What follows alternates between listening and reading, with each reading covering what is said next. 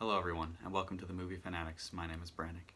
There's a chance you may have, at one point, been scrolling through your YouTube recommendations and found this thumbnail. That happened to me a few months ago, and it definitely drew me in.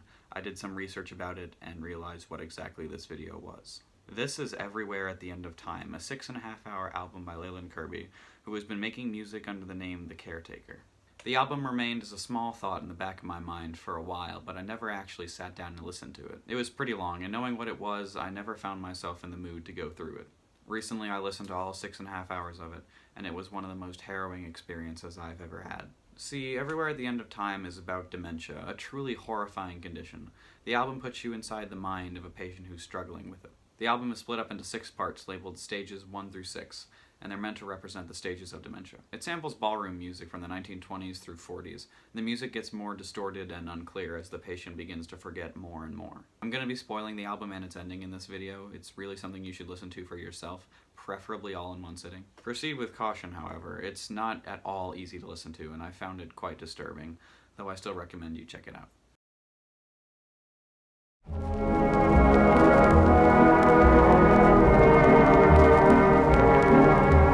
Stage 1 feels like the first few raindrops before a massive thunderstorm.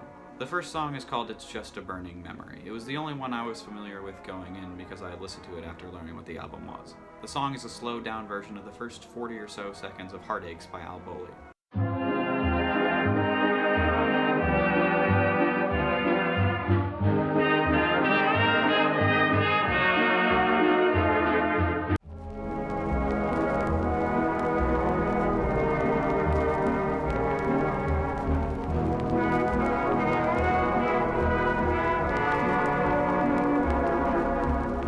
This melody is a recurring one throughout Everywhere at the End of Time, but here in the very beginning, it's at its most clear and least distorted. The song has a certain sorrow to it. It feels somber with a foreboding dread of what's to come. It's Just a Burning Memory hangs in a weird balance. It's not distorted enough like the later tracks to be truly upsetting, but it's not normal enough to feel comforting. It gives off this sense of unease. That theme is most noticeable here with the first track, but it really applies to all the songs in Stage 1. Stage 1 is about 40 minutes long, and all of its songs are similar to It's Just a Burning Memory in the feelings that they evoke. They feel almost normal, almost calming, but there's this long, drawn-out apprehension that make these songs both eerie and unsettling. Out of context, these are just sad, pretty haunting songs, but in context, they have a whole new layer. To me, it feels like the patient is noticing the first signs of their condition, but not paying them much attention. It's slightly harder to remember things, but it's not overwhelmingly apparent that something is wrong yet. However, that soon begins to change.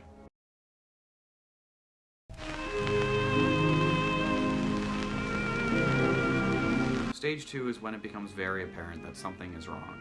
The music is more distorted and slowed, and the mood is more depressing and fearful. The staticky white noise in the background seems to have grown louder and more intense, and sometimes there are these long instances of just static in between the songs. The music in Stage 2 is noticeably different. The songs in Stage 1 were kind of unnerving, sure, but in Stage 2, some of them feel like they aren't even music. They feel like they're almost pretending to be music, but there's just a certain something missing from them. And you begin to notice a decline that wasn't as evident in Stage 1 as it is here. The Heartaches melody appears here, but it's different.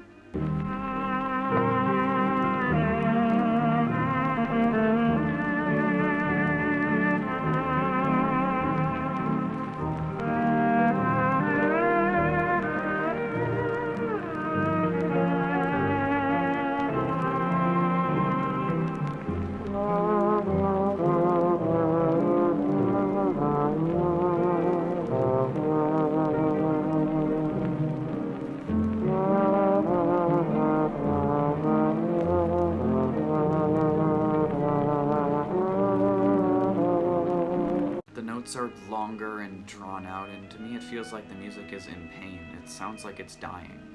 The portion of the melody is also shorter than before, just that one part loops for the entire track. When I was listening to this part, I found myself saying, "Go on." I wanted the melody to continue, I wanted the song to progress, but all I was given was the same repeated phrase. The patient can't remember how the rest of the song goes, and you begin to feel this person's confusion and denial grow with each passing track. I had a pretty visceral reaction to Stage 2. There's a certain dread to it that struck a chord with me. Stage 1 feels almost comforting in its sense of relative normality, but Stage 2 was a reminder that it would only go downhill. Something is wrong, and whatever it is, it's getting worse.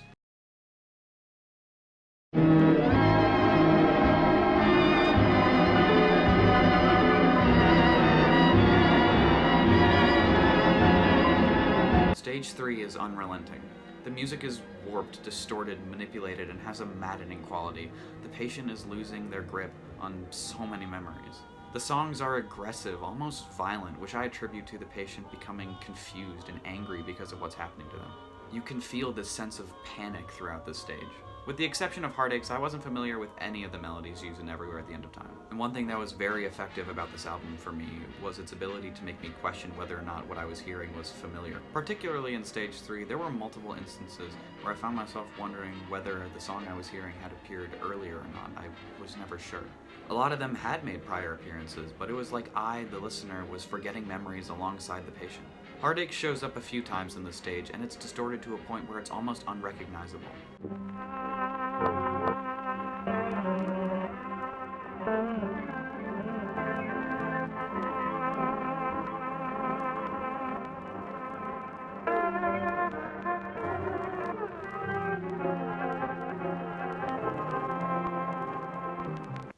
There's a certain rage, a horror, a panic to Stage 3, and though it is so far gone from the original music, it feels like the last sliver of coherence. The memories are becoming distorted and unclear, and this is also evident by the song titles. In the first few stages, songs were often titled after individual lines from the original pieces. Stage 3 has these unclear song names like To the Minimal, Great Hidden, Graduation of Arm's Length, and Hidden Sea, Buried Deep.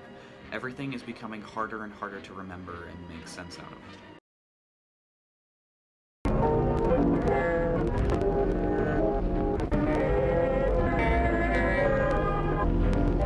Stage 4 is the first of 3 post-awareness stages, each about 90 minutes in length and containing 4 tracks, each about 20 minutes. Stage 4 feels like the beginning of the end, and it is. Almost all coherent memory is gone, having been replaced by this horrible, garbled, oppressive sound. And then from this confusion comes these bizarre moments of clarity. In a section composed of such dark thoughts and feelings, some of the most startling instances are these random moments of normality before it returns to confusion. Heartaches pops up in brief moments, barely distinguishable against the cacophony of static and unknowable noise. Stage 4 also contains one of the scariest parts of the entire album, a part that the fans have dubbed the Hell Sirens.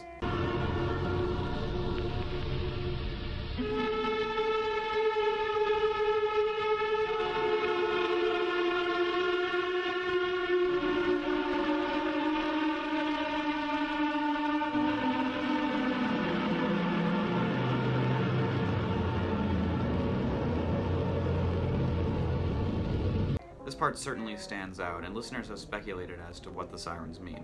Some people think this is a moment of the patient recalling a flashback of a war, likely one of the world wars based on the time period of the music. I don't think the sirens are a war flashback. I instead think that this is a random spout of anger in the patient, a random mood swing, which is a common symptom of dementia patients.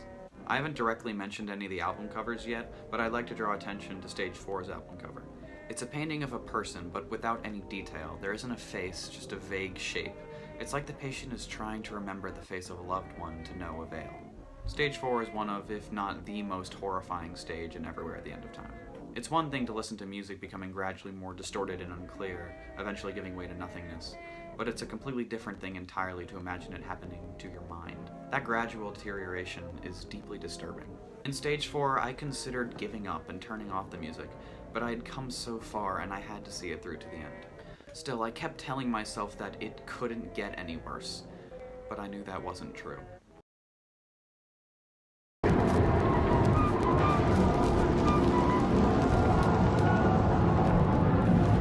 The best word I can use to describe Stage 5 is numbing.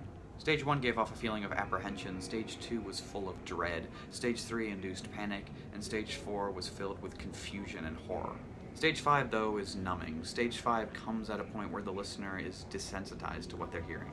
Stage 5 consists of basically white noise. The glitchy, disturbing sounds from Stage 4 have all but been replaced by this droning emptiness. There's still that sense of fear and sadness, but it's toned down here. By this point of the album, you just begin to accept it.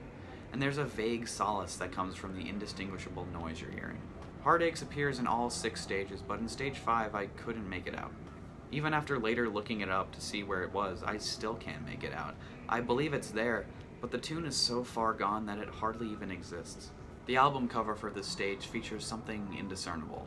While some of the others were vague or confusing, there was something you could draw from them. A rolled up magazine or papers, a potted plant, some sort of tree or seaweed, a human face.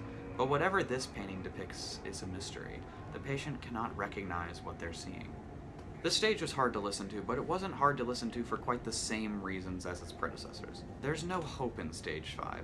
There was never hope to begin with, but you felt like there was some hope in Stages 1 through 4. Stage 5 is a crushing reminder of the inevitable, and it creates this melancholic and muddled feeling that resonates throughout you. Any hope of recovering from this condition is gone, and it's been succeeded by a certain relief that it's almost over.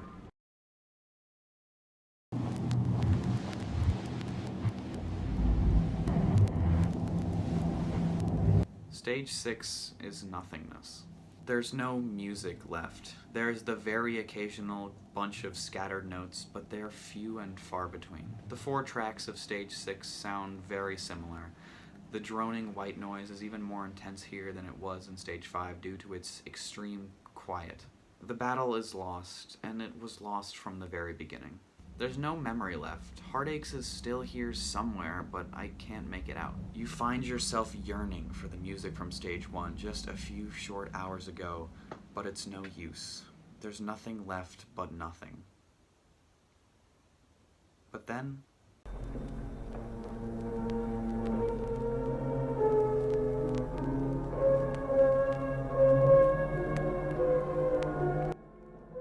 a haunting and beautiful melody reverberates through your mind. Terminal lucidity is a phenomenon observed in patients suffering from dementia. In the phenomenon, the patient experiences a sudden return of consciousness and memory right before death. It's what I and many others think is being represented by these last 5 minutes of the album.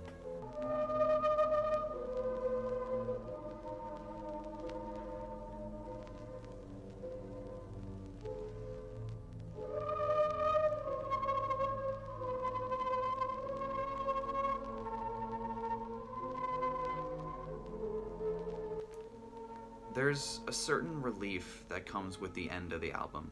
Finally, the horror, this nightmare, is over.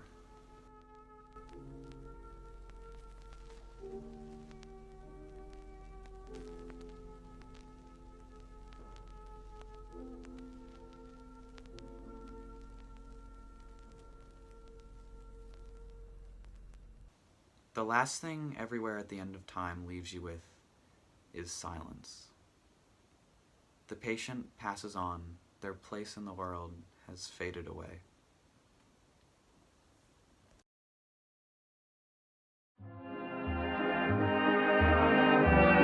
Everywhere at the End of Time is an incredible album. It's gut-wrenching, somber, sorrowful, and terrifying. Dementia is truly, truly horrifying, and it's impossible to understand fully what it's like to go through just by listening to an album. But Everywhere at the End of Time offers some perspective and some insight into the horrors of dementia. It offers an understanding of dementia from a perspective that you can't get in a science textbook. My words fail to describe what Everywhere at the End of Time is truly like. It's a feeling, it's an emotion, it's an experience. And it's an experience I know I will never forget. This is Brannick from the Movie Fanatics, signing off. Heartaches, heartaches, my loving you meant only heartaches. Your kiss was such a sacred thing to me. I can't believe it's just a burning memory.